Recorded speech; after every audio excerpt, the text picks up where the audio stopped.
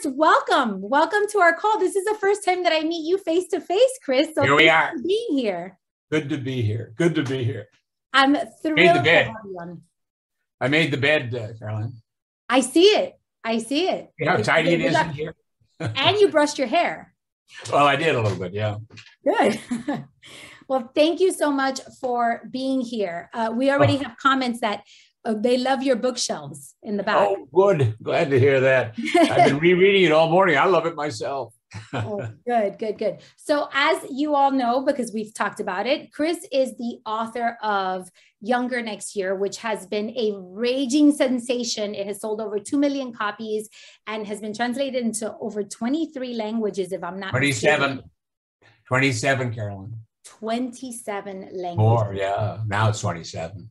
Wow. Wow. Wow. And how I wanted to start this call, Chris, was by saying that you did me a huge favor. And that favor was that up until I read your book, I was of the opinion that aging is just something that we cannot control. That it's a part of life. You can't control it. As you get older, things are going to start to hurt. You're going to start to break down.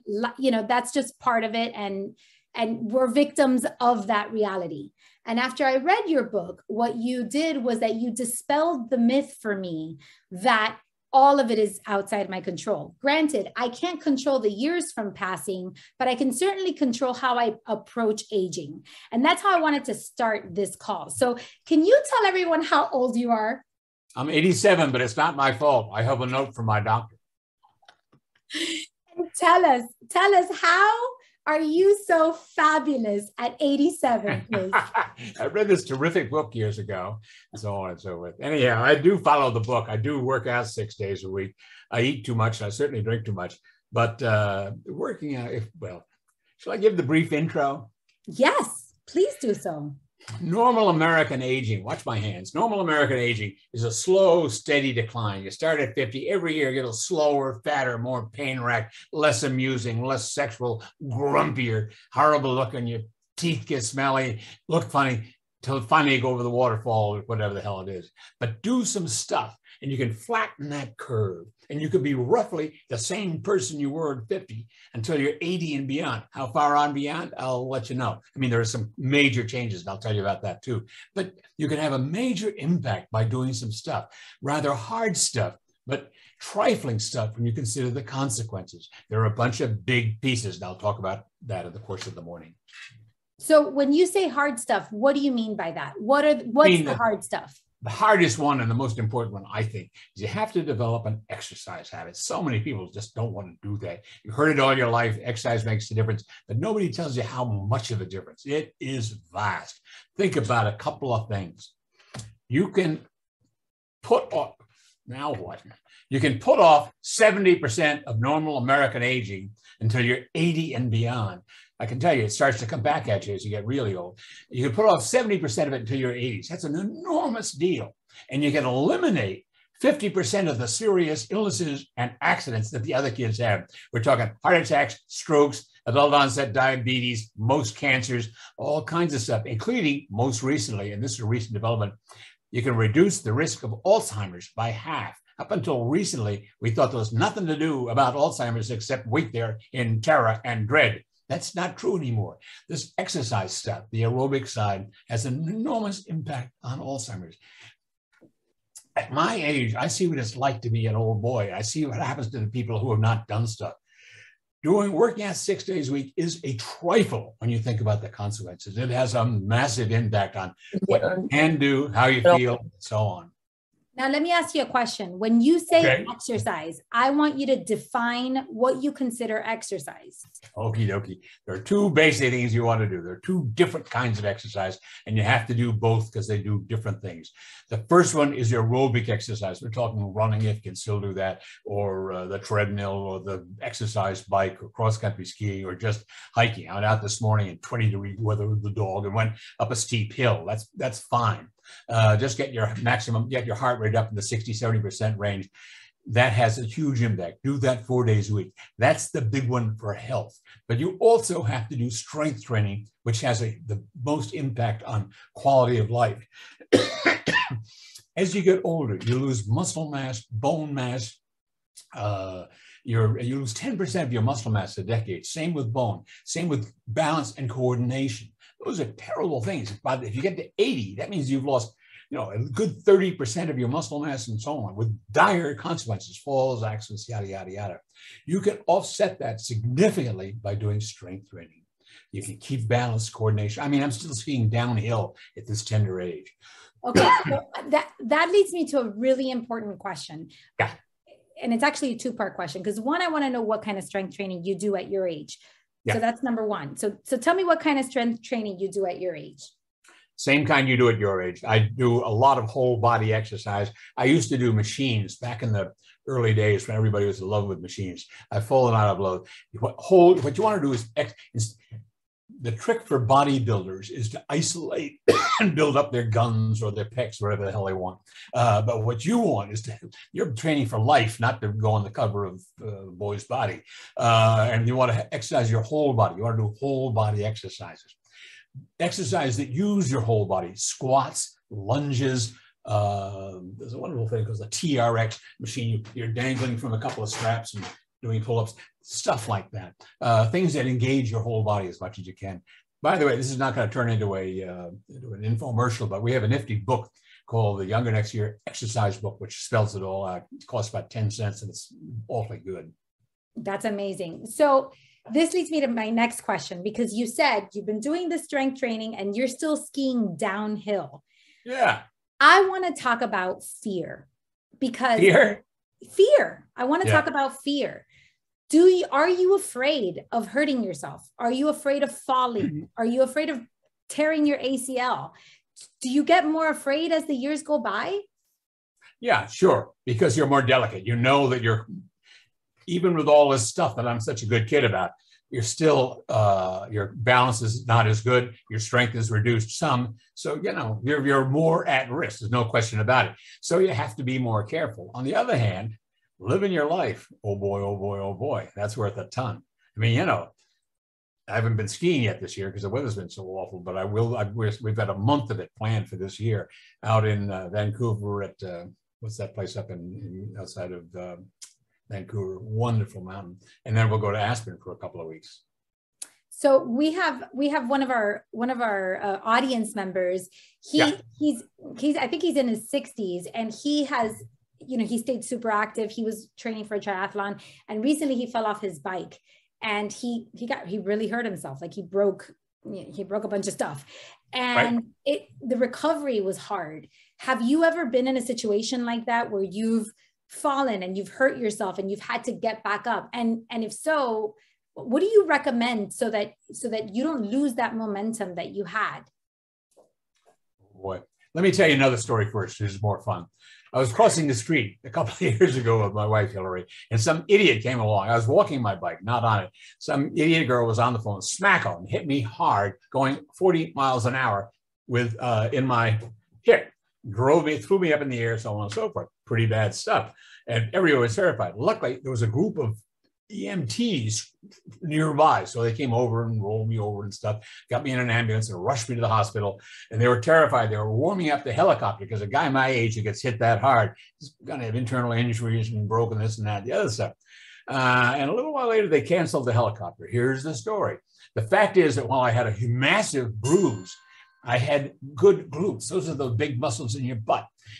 They're enormously important, and everybody's glutes go to hell. They turn to drapery because you don't use them. And so if I'd been a normal 85-year-old, whatever the hell I was then, if I gotten smacked like a normal, I would have broken my hip, never walked again, yada, yada, yada, internal injuries, dead, who knows what. Instead, I was back on my bike in 2 weeks. Okay, that's one story. That's not answering your question, but bear it in mind.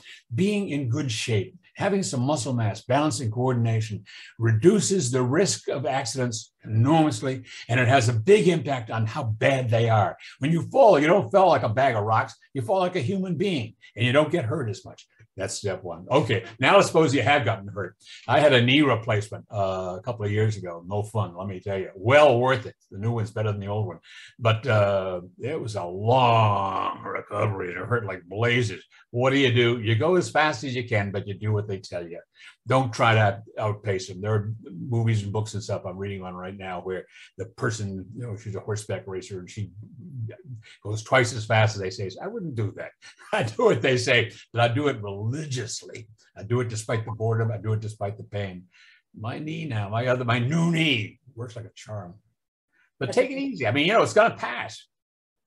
What I'm hearing from you is just don't stop. Oh my, of course not. Right? Yeah. So you said at the beginning that you drink too much and you eat too much, but I've read your book and part of your book is nutrition. So can you talk a little bit about that?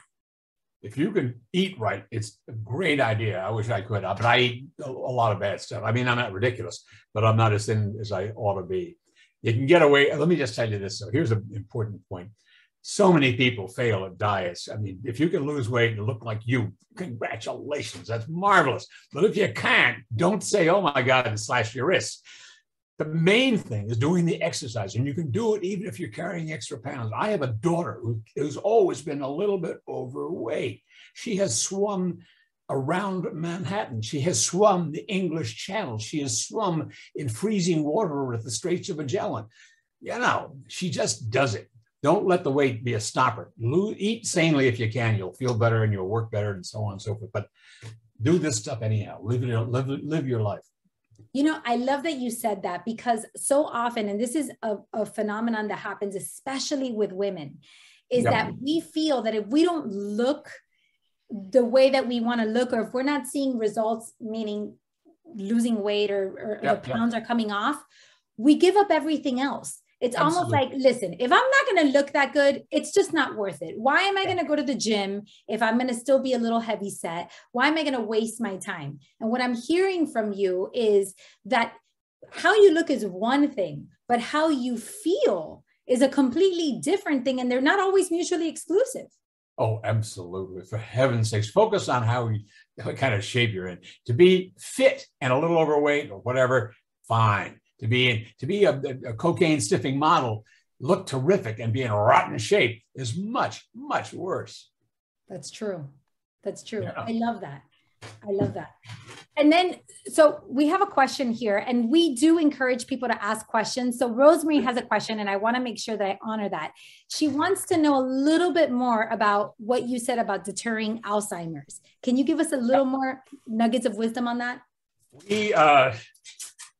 The widow of my co-author, Harry Lodge, wonderful guy, wanted to do a new version of the book. And she was in touch with a professor of neurosurgery and neuroscience at the University of Arizona. And so we had not talked in the original book much about exercise and mental wellness and so on. We hadn't talked about Alzheimer's at all. So she gets in touch with him and he says, hey, look, they've recently discovered that the great thing you can do for Alzheimer's is physical exercise, and it's particularly aerobic exercise. You'll reduce your risk by half, and no one disagrees. Huge change. I mean, if you get to be 87, like me, every time you forget where you put the car keys, you think, oh no, and start looking for the car, like getting a ride to the old person's home. I don't want that. My father, by the way, had starting at 75, had a series of little strokes, wound up in a nursing home, and just gonzo. One of the things that's got me interested in this whole topic is I did not want to go down that road. I don't want to even see that road. I don't want it on my map. And it hasn't happened. It ain't gonna, or so they tell me. We'll see. So would you say that in your particular case, right? You can't talk for everybody, but in your particular case, would you attribute your mental sharpness exclusively to exercise? I started out kind of sharp. I know. So this guy was an attorney. He's like a superstar. He's an incredible author. So I know I know this. But the answer is, I think it's a bunch of I think that exercise is as important as anything. I really, really do. But I think that being involved with other people makes a huge difference. I think that doing hard stuff, using your mind matters a lot. this past year, I completed my debut novel at the age of 86, and it's a serious effort. Get it at once, by the way. It's called The Practical Navigator. It is major fun. A little saucy, but a lot of fun and beautifully written. Anyhow, it was harder than writing a brief for the Supreme Court, which I've also done. But using your mind, doing serious mental work, good idea. Read tough stuff and be in touch with interesting pals that you can manage it. Being in touch with other people. Big deal. Big deal. We've been lucky, but it's harder as you get older. Your friends die, the suckers. Well, you talk about that in your book, which is about community and the importance of it. Yeah, big difference. If you happen to be have a spouse, congratulations, hang out to him or her. You don't have to have that. If you can, if lots of women in particular find themselves alone in their 70s and 80s and whatnot. But some of them do a great job. If I were as good on the phone as my wife Hillary, oh boy, I wouldn't have a lonely minute. But make it part of your job. It's an affirmative part of your work. Make new friends. The old ones wear out. Make new ones. Use them. I love that. So my husband wants to know about TRT treatment for men. Orlando, I don't know what TRT treatment for men is. Can you? Neither do I. Yeah. Can you, do you want to unmute yourself and ask what? I'm starving, but it's the testosterone treatment therapy that they offer for men with low T. It's something that, in my 50s and 60s, I look forward to potentially looking into. And I was curious what your views are on that. I'm sorry, I'm drawing a complete blank. My apologies. No, it's okay. It's okay. All right. So you wrote a novel at the age of 86. Yep. How was that process like? Oh, it was a lot of fun. It's so interesting. Writing a novel, it's like playing guns as a kid. You've got your little imaginary friends, Dar, I got you, and all that stuff. Except you have to it goes, in my case, it goes on for 400 pages. So you have to plan ahead and whatnot. And you control them up to a point, then they start controlling you. It is a kick in the pants. I mean, it's not a solution for most people. It's outside of most people's range, I'm afraid, but it was just marvelous fun. It's like having this wonderful imaginary family, the way you did as a little boy. You go run around and play with them, see what happens. Well, and it's not your first book. So how would you say that it was any different from when you wrote Younger Next Year? Younger Next Year, I more or less knew what I was talking about from the get-go. The Practical Navigator, you never knew from day to day. Is very interesting. Who the people were, how they would turn out, what they'd do. They did surprising stuff. And language mattered more. The language in Younger Next Year is pretty good, frankly. But in this book, I cared particularly about that. And so correct me if I'm wrong, and I think this goes to the process of aging also, which is knowing what season we are in our lives. When you wrote Younger Next Year was from what I hear, it was a viable product. It was something that you knew could sell. It was something that could help people. It could change lives. People would buy it. It could produce income for you. So as opposed to the Practical Navigator, which sounds to me like it was more of a passion project. That's correct. Although I must point out that we have got a group has taken out an option to make a movie. One of the 3 stars for what's it called? What's that famous TV show set in some magical time? Game of Thrones? Yes, he's one of the stars of Game of Thrones. Anyhow, he wants to make a movie out of it. Suits me.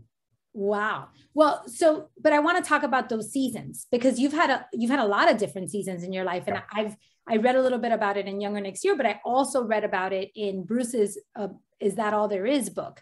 Yep. And so talk to us. Sometimes we get a little frustrated because we want to do all the things. We want to write the novel. We want to be in shape. We want to raise the kids. We want to be a successful attorney. We want to do all of it at once. But life can be very long, and there's different times in our lives to do different things. So talk to us a little bit about what that has looked like for you. That's an interesting question. I've been lucky because the stuff that I did for fun, or my second life, which I wanted, one of the reasons I quit practicing law at 56 was I wanted to lead a second life. And I'd always wanted to write. And darned if that first book didn't turn out, it didn't turn out to be pretty good. It took a long time to write it, but it was, that was great fun. And doing that is great, is a marvelous thing. And you do it by yourself, more or less, or with your co-author or whatever. Other people, most people aren't going to be able to do that. It's a narrow gift. But there are all kinds of things. The trick is to think about what you're best at. What are your best gifts? And how can you use them at any age? And what can you do with them? I think that the secret to the good life is to use your best gifts as hard as you can at the high end. Figure out those pieces, then go look for a thing to do. And at this point, you've got some extra scope because you don't have to make dough at it. I mean, you can live on what you got. Like me, we didn't have to make any money on these books. We did, it turns out, but that wasn't the point. You can just do what's most fun for you. And I think that the thing that's the most fun is using your best gifts at the highest end. Much better than sitting around watching TV. So you retired from the law at 56. Is that what I heard? Yeah.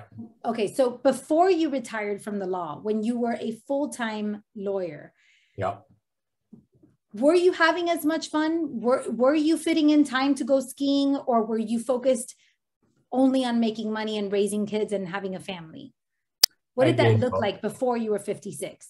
I did both. I had an awfully good time. I loved practicing law. It's great fun. It's like a very complex word game with enormous stakes.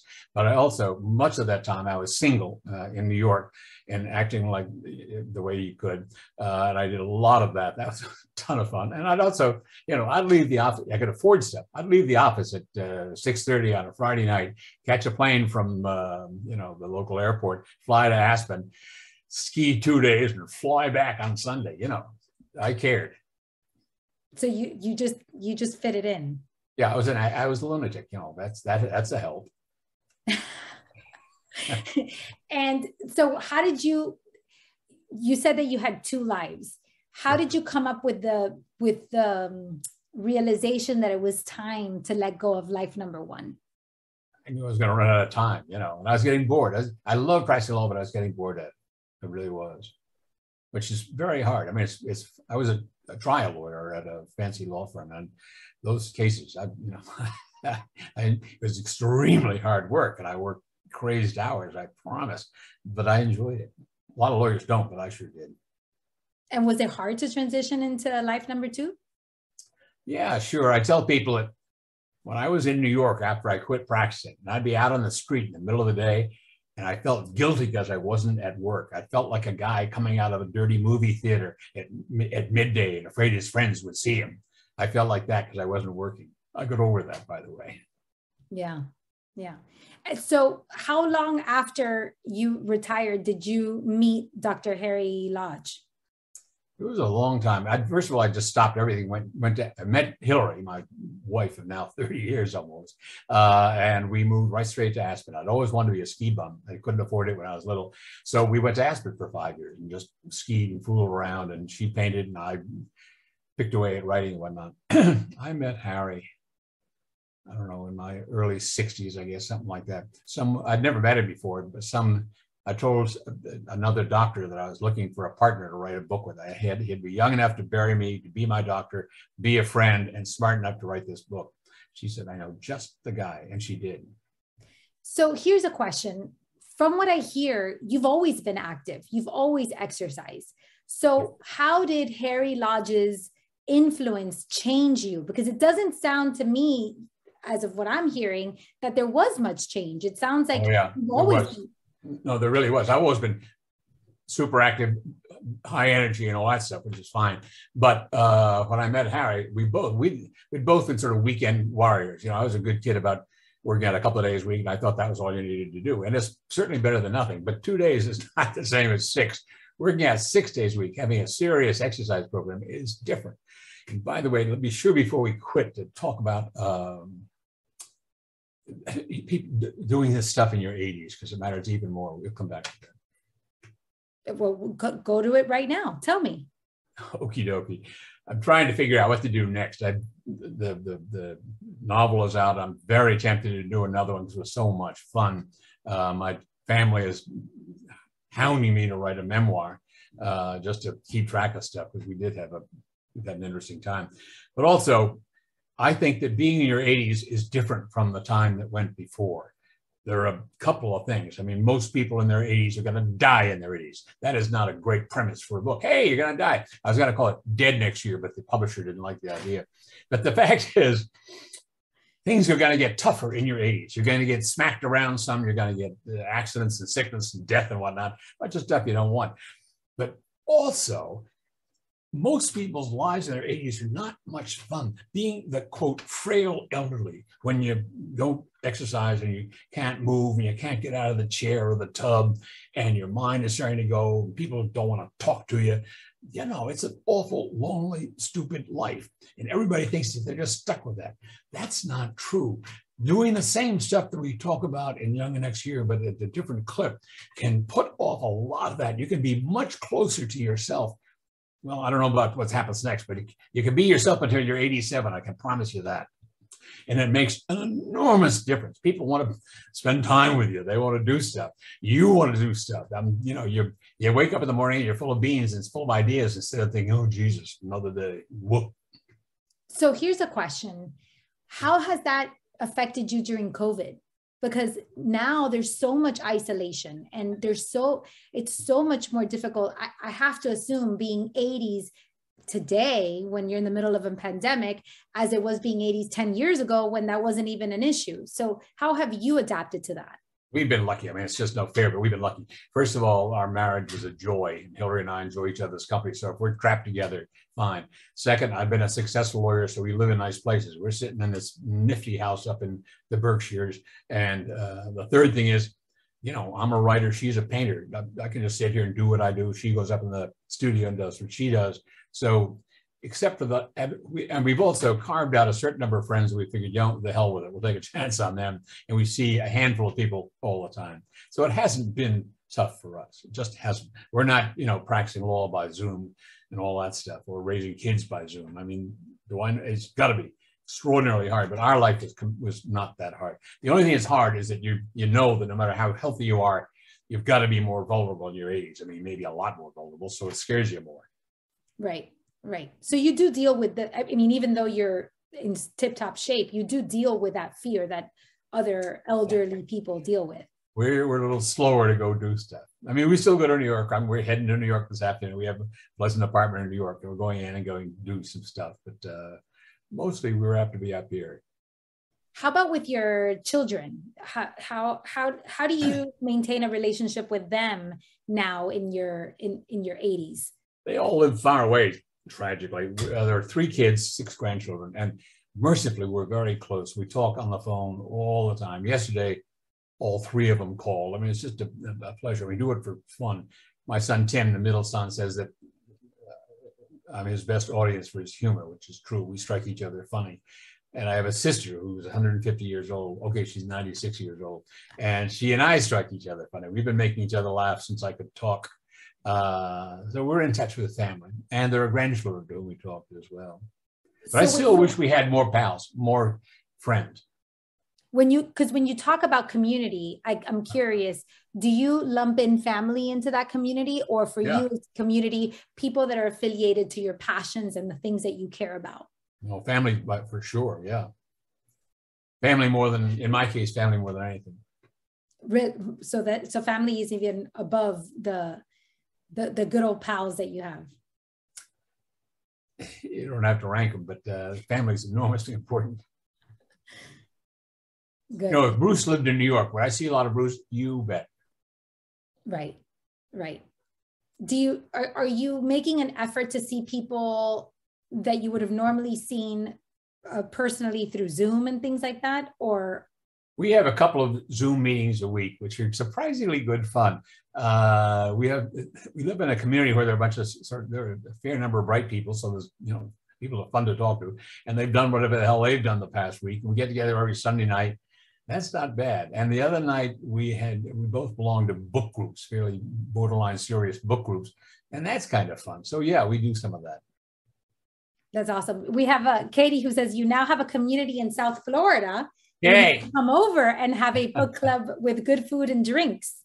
Yes, marvelous. I'd be proud to be involved. Tell me what to do. So one of our members that asked before you came on, he said he's 30, but he feels like he's 40.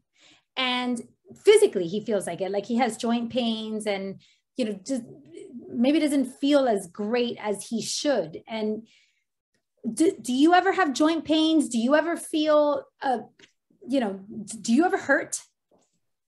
Yes, not as much. I mean, all of a sudden I had this bad knee that hurt like blazers, bad enough to have it replaced. And let's see, what else? I've got arthritic hands. They don't hurt, but they don't work very well. But by and large, no, when I do strength training, one of the things I do is fast footwork, which sounds like aerobics, maybe it is, but stuff where you're moving your feet as fast as you can and the pitter patter, moving, jumping back and forth. I've got a little box set out with tape on the gym. I have a wonderful gym right out in a barn out in the back across the snow. All that stuff, it helps keep your joints okay. My joints don't hurt much. But if you do, I reckon they've hurt less since I've been a crazy person. These exercises, they are miraculous, I got to tell you. And I'm not the type. I'm a terrible athlete, always have been. I can ski through some miracle. But so worth it to do this, even if you don't think you're the type. If you feel like an idiot in the gym.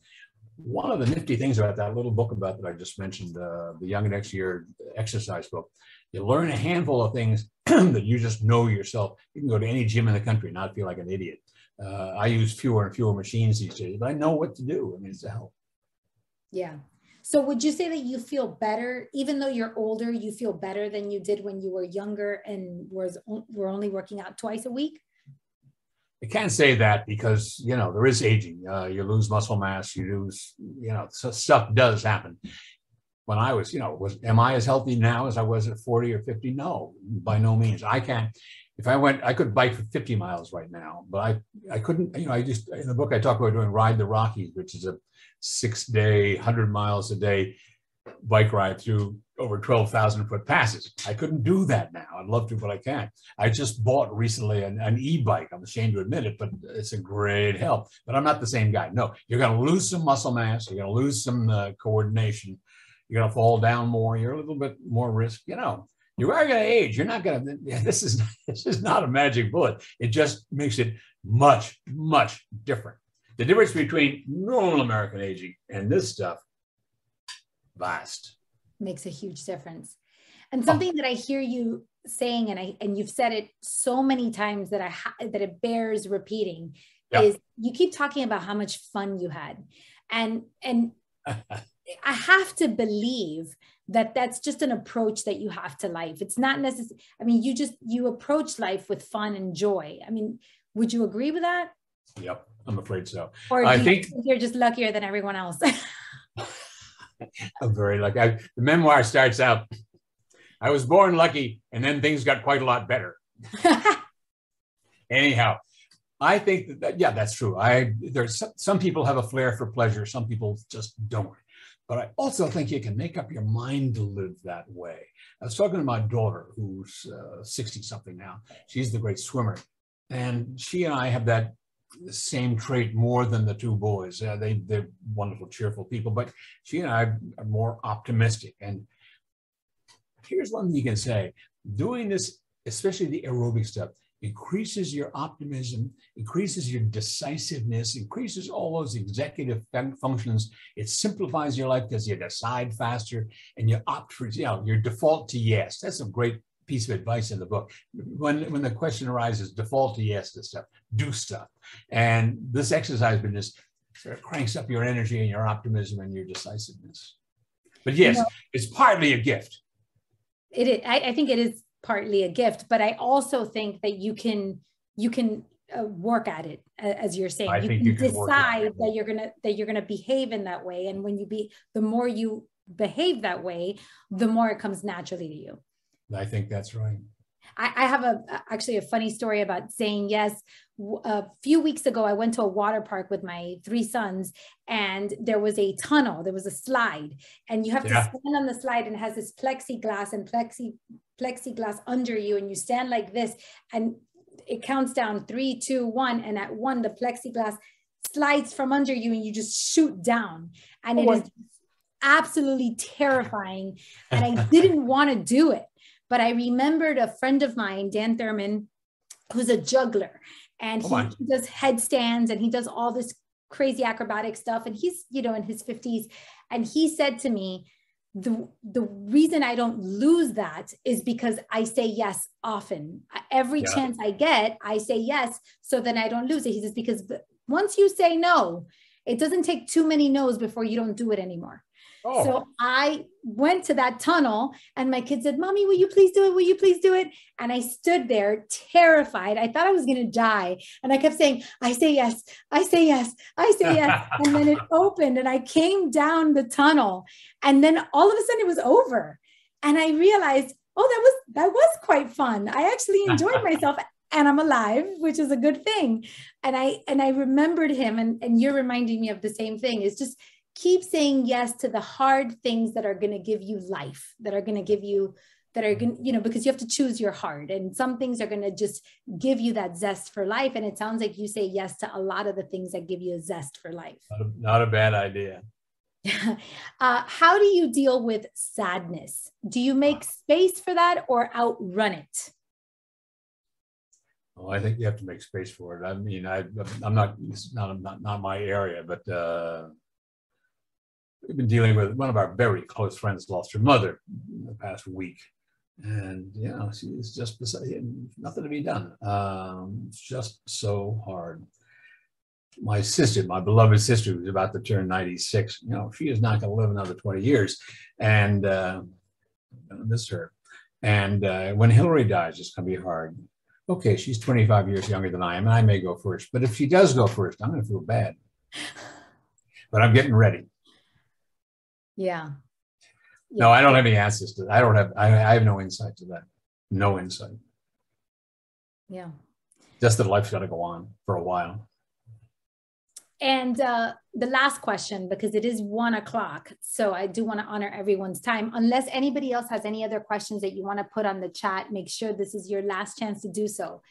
What do you? I'd be glad to hang since I'm the one who caused the mix-up.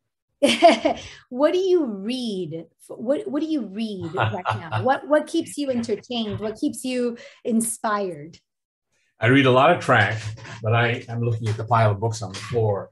I just read a book about Churchill, the dark side of Churchill. I'm reading, of all things, Boccaccio, what's it called? Oh gosh, early stuff. I'm reading Graham Greene, The Quiet American. These are the good things to read. I'm not telling you about the garbage. What else is over there? Circe.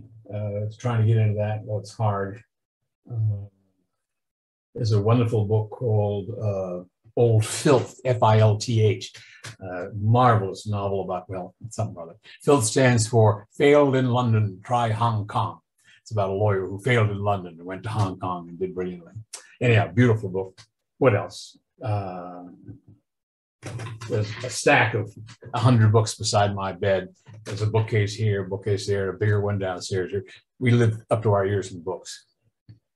So when you said that you retired from the law, but you didn't retire from working or having a purpose or No. So I've not stayed up with the law, interestingly enough. I mean, I cared like crazy about the law. I had the great good luck to argue a serious civil rights case in the Supreme Court. I cared an awful lot about it, but I have not kept up with the law. I've gone on and done other stuff. Yeah. And you talked about one thing called kedging in your book. Yeah, kedging is a wonderful idea. A kedge is the word for a small anchor. In sailing days before motors, when a ship was becalmed, they're being chased by the British or pirates, or they're heading for a lee shore, they'd send out a rowboat with the kedge, the little anchor, drop it, and take a rope back to the big ship, and pull themselves forward with the rope. They pull themselves to the kedge, and then set it out and throw it again. In our book, we talk about kedging is a decision to go do something hard. You got to go skiing for 2 weeks, whatever the hell it is. That's the goal. You have to prepare for it. You have to get ready. You have to pull yourself there, and then you have to do it. anything that's going to motivate you, anything you can plan ahead for, a trip to, biking in Maine or in Europe, whatever the heck you can do.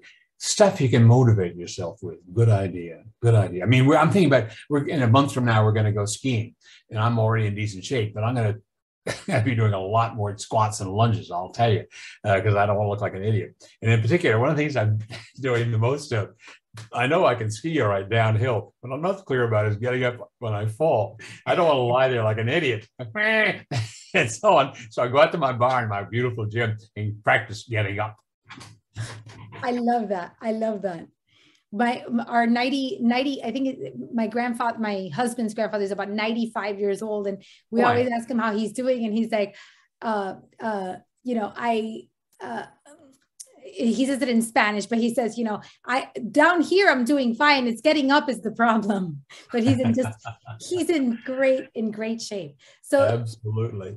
I wanted to end it on the kedging, because I think that that's pretty much what this call is all about, right? It's hooking on to something, on to what is hard, and what is hard may change in our seasons in life. Right now, for me, heart is different. My heart is different than your heart, because I'm raising 3 small boys and building a business and being a wife and a mom. And that's a different stage in my life than the one that you're in. But the idea is to anchor onto your life as it is today and make let me give a tiny plug. I don't make much dough these days on selling the book, so it's not about that. This is not an economic plug, but do by all means read Young Next Year. I was just looking at it again, getting ready for this chat. It's fun to read, I promise you, and it'll make you laugh. But there's an awful lot of good advice in there. There really, really is. Yeah. I would recommend, by the way, that everybody get the men's version rather than the women's. There's some good stuff in the women's, but we took out some of the saucy parts. The saucy parts are fun. They're not going to break you. You're not going to burst into tears. Well, I've read them both, and I think that. Oh, have you? Good for you. What do you think? Which was more fun? I like the men one. I like the men one a lot. I liked it better. It's a little bit saucy. Yeah. So we absolutely recommended it to everyone, and a bunch of the people on this call, I'm sure, have already ordered their copy. In fact, Janice said she ordered 3 of your books already. Good for you. Here on the chat. So this was a wonderful interview. Thank you so much for taking the time to answer our questions. You got your half an hour, so congratulations. I didn't mean to. And, I was glad to do this. And if you want to do this in 6 months to see how they're all doing, I'd be happy to do it. Oh, that would be lots of fun. So thank you so